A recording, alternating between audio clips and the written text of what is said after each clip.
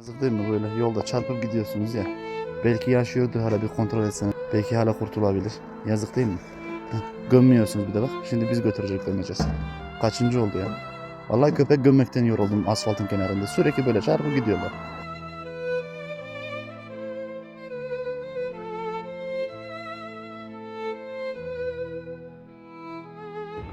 Kazayla gelen köpek dostumuzun kırığı var. Ancak şu an için ameliyat alınamıyor. Daha önceki parvovirüel enterit tesisi aldı.